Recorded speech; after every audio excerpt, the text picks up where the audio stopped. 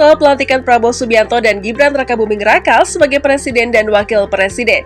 Banyak yang menanti apa yang akan terjadi selanjutnya di Nusantara. Ramalan dari Pujangga Besar Jawa, Raden Ngabehi Ronggowarsito telah menjadi sorotan.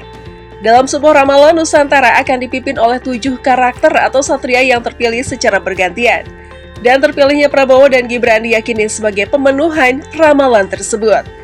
Nah, untuk itu sepertinya menarik untuk membahas berbagai peristiwa penting yang akan terjadi setelah pelantikan Prabowo Subianto dan Gibran Rakabuming Raka. Mari langsung saja kita simak ulasan lengkapnya berikut ini.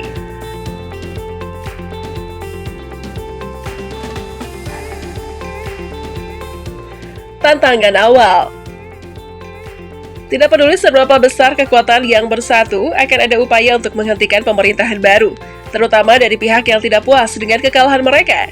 Nah, kalau dilihat kisah saat ini, sama gak sih dengan ketika Prabowo tidak menerima hasil pemilu 2014 lalu? Apalagi saat ini ada isu beredar soal calon lain yang juga akan mempermasalahkan hasil pemilu 2024, bahkan akan melaporkan ke MK. Dan ini memang merupakan tantangan awal kepemimpinan Prabowo Gibran apabila mereka benar-benar naik sebagai presiden dan wakil presiden, meluluhkan hati para rivalnya untuk kemudian bersatu membangun negeri ini.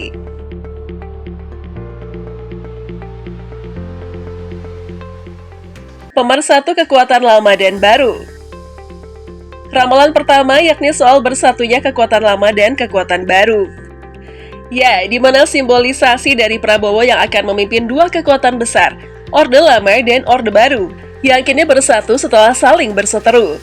Kita tahu bersama bagaimana persaingan antara Prabowo Subianto dengan Jokowi pada tahun pemilu 2014 silam, di mana keduanya merupakan rival, apalagi tahun tersebut Prabowo bahkan menolak hasil pemilu yang mengatakan Jokowi JK menang.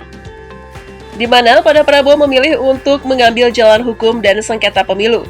Prabowo menyatakan bahwa dia akan berjuang untuk keadilan dengan berdasarkan langkah-langkah yang didasarkan pada dugaan kecurangan sistematis, struktural, dan masif.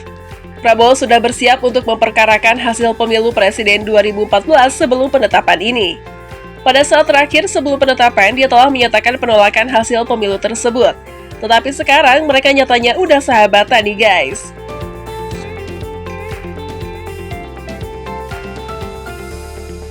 Keberanian menghadapi ancaman asing. Dengan pemimpin yang dihormati, Nusantara akan lebih aman dari ancaman dari negara lain dan akan menjadi tempat yang dihormati di dunia. Kalau yang ini sepertinya nyata adanya ya. Prabowo Subianto merupakan Menteri Pertahanan Indonesia yang membawa Indonesia semakin garang di dunia militer. Dengan peringkat militeri yang semakin naik setiap tahun dan alutsista canggih dalam negeri semakin gencar diproduksi, tentu saja, jangankan ancaman asing, Indonesia bahkan siap menghadapi perang loh. Semua ini menegaskan harapan akan masa depan yang cerah bagi Nusantara di bawah kepemimpinan Prabowo Subianto dan Gibran Rakabuming Raka. Semoga dengan menjaga kerukunan, Nusantara akan tetap kuat dan berjaya.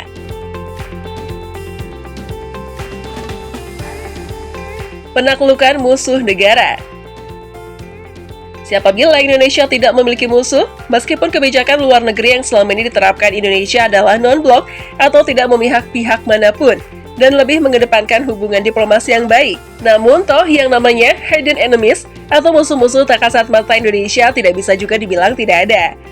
Mereka mungkin musuh, dalam artian jika tensi antara negara Indonesia dan negara bersangkutan memanas, potensi negara tersebut menjadi musuh bagi Indonesia cukup besar. Di mana antara lain adalah Kepulauan Solomon, Vanuatu, Nauru, Kepulauan Marshall, dan masih banyak lagi.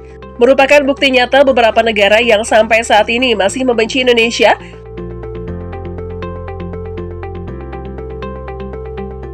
Kerukunan semakin nyata. Dengan adanya dukungan saling antara Prabowo dan Jokowi, diharapkan kerukunan di Nusantara semakin kuat, menciptakan bangsa yang bersatu dan kuat. Ya, kolaborasi antara Prabowo dan Jokowi memang sudah terlihat nyata ketika pada akhirnya Prabowo memilih menurunkan egonya dan bergabung dalam jajaran Kabinet Menteri Indonesia Maju Jokowi Ma'ruf.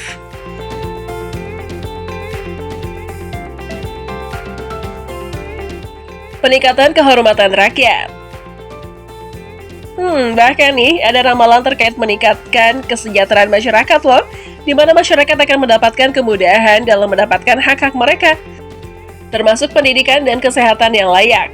Kalau negara kita dipimpin oleh pemimpin yang cerdas dan tahu mengolah negara yang sudah kaya ini, tentu saja jalankan ketahanan pangan dan kesejahteraan petani. Bahkan pendidikan serta kesehatan tentu saja akan gratis. Ini akan meningkatkan kesejahteraan seluruh masyarakat Indonesia.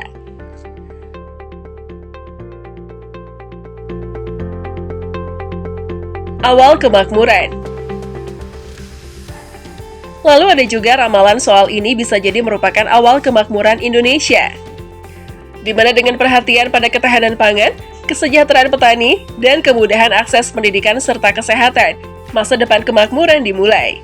Kita tahu bersama kalau visi misi Prabowo Gibran yang paling tidak masuk akal kalau dipikirkan menggunakan logika. Mengingat Indonesia bukanlah negara maju yang bisa seenaknya memberikan makan siang gratis dan internet gratis seperti gagasan Prabowo Gibran kalau mereka naik. Namun bukan berarti hal tersebut mustahil. Keduanya mungkin saja akan lebih baik dalam mengatur sistem di negara kita, termasuk mengenai kesejahteraan petani. Apalagi negara kita kan dikenal sebagai negara agraris. Masa iya petaninya tidak bisa sejahtera?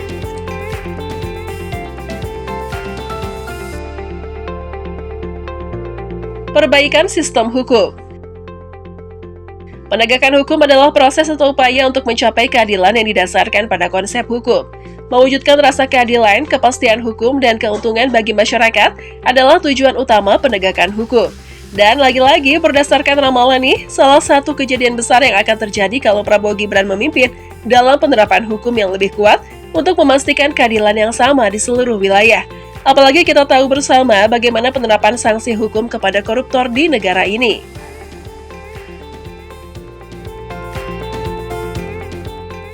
Semua ini menegaskan harapan akan masa depan yang cerah bagi Nusantara di bawah kepemimpinan Prabowo Subianto dan Gibran Raka Buming Raka.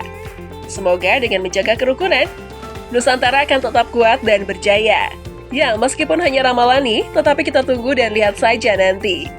Gimana menurut kalian Teknolovers? Coba berikan tanggapan kalian di kolom komentar mengenai hal ini.